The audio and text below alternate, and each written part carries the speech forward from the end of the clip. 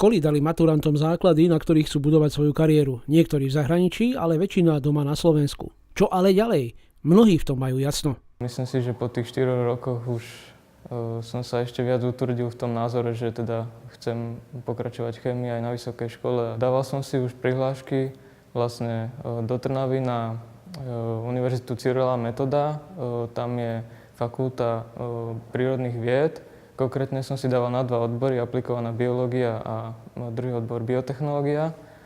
A ešte som si dával na jednu školu sem do Bratislavy, na Univerzitu Komenského, fakulta farmácia. Po tej škole by som chcel možno v lekárni niekde s tými liekmi robiť.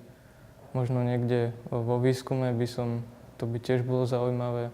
Podal som si prihlášku na Mendelovú univerzitu v Brne, do Čiech teda, na odbor molekulárna biochémia a mikrobiológia, a to z dôvodu toho, že tuto na škole, na strednej ma neuveriteľne chytila práve táto biochémia, mikrobiológia alebo biotechnológia, čo sú všetko také tie biologické vedy, ktoré sa zaujímajú aj o ich aplikácii v skutočnom živote, a práve v týchto odboroch ja vidím budúcnosť, pretože toto sa neustále môže vyvíjať, či už práve tým genetickým inžinierstvom alebo inými modelmi. Práca s touto biotechnológiou ma baví a rád by som sa v budúcnosti videl v nejakom tom výskumnom práve pracovisku, kde by som mohol pomáhať k rozvoju tejto biotechnológie. A nielen ako laborant, ale práve že skôr ako ten výskumník alebo ako vedúci výskumu, pretože si myslím, že človek je toho schopný, ak sa bude snažiť sa dostať aj vyššie. A tam práve zisťovať pomocou rôznych výskumov a teórií, odhaľovať všetky tieto tajomná tejto biotechnológie. Podala som si prihlášky na Univerzitu Komenského v Bratislave, na katedru farmaceutickej chémie a ďalej tiež na Univerzitu Komenského na katedru biochémie. Tým vlastne naša škola má obidva tieto odbory, aj tú biochémiu, aj tú farmakológiu, a obidva tie odbory sú veľmi perspektívne a takisto sú veľmi zaujímavé. Zaoberá sa veľmi dôležitou vecou aj pre obyčajných ľudí, a to sú vlastne tie účinky liečiv na organizmus. Osobne si myslím, že každý z nás by mal vedieť, aké lieky sú mu predpísané, aké lieky bude brať. A vlastne svojím spôsobom, tým štúdiom, už aj tu som sa naučila, že nie vždy je potrebné ísť bezprostredne lekárovi, že koľkokrát si môžem sama zistiť, aké liečivo je najlepšie, aby som si vlastne podala a vyliečila ten organizmus. Bez obav do budúcnosti sa pozerajú aj maturanti z Hotelovej akadémie na Mikovínyho ulici v Bratislave. Chcel by som ísť študovať na vysokú školu, a to konkrétne na Filozofickú fakultu UK v Bratislave, odbor marketingová komunikácia. A chcel by som to úspešne vyštudovať a zamestnať sa buď v nejakej reklamnej agentúre alebo v oblasti reklamy pracovať. Podľa môjho názoru sa tá televízna reklama stáva trošku možno nedôveryhodná pre tých ľudí, možno trošku fádna.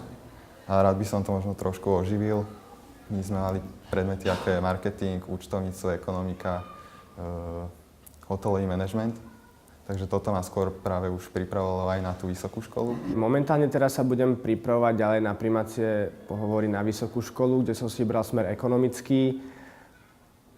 Takže budem dúfať, že sa mi podarí sa tam dostať a potom pokračovať ďalej teda v tomto smere ekonomickom, pretože je to nejaká vec, ktorá ma zaujala, ktorá ma baví. A budem dúfať, že sa uplatním aj neskôršie na nejakom poste manažera, prípadne v nejakej ekonomickej spoločnosti. Momentálne by ma lákalo najviac investovanie, čiže cenné papiere. A škola mi pomohla v tom, že som sa viac menej ako keby našiel teda v tej ekonomike, čo ma začala veľmi baviť. Od 2. ročníka ju máme, takže tam som sa nejak tak našiel, čiže mi priblížila ten ekonomický svet, nejaké to rozmýšľanie možno trošku iné. A v podstate hlavne v tom, že mi priblížila tieto predmety, ktoré som vlastne potom počasie zistil, že ma to baví a možno by som sa tým chcel nejako ďalej zaoberať. Vlastne od septembra začínam študovať hotelovú akadémiu v Prahe, čiže vlastne pokračujem vlastne touto gastronómiou a tým hotelierstvom, čo som vlastne študovala doteraz. To znamená, že tých 5 rokov teraz vlastne budem pôsobiť v Prahe, budem tam aj pracovať, aj študovať a chcela by som študovať v anglickom jazyku, to znamená, že aj si tú angličtinu zdokonalovať ďalej.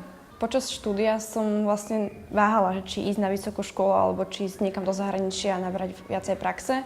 Ale zistila som, že vlastne na tej vysokej škole sa dá, popri tom, ako študujem, tak sa dá aj pracovať. To znamená, že môžem sklbiť aj to. A zároveň sa teda vlastne učiť aj po anglicky.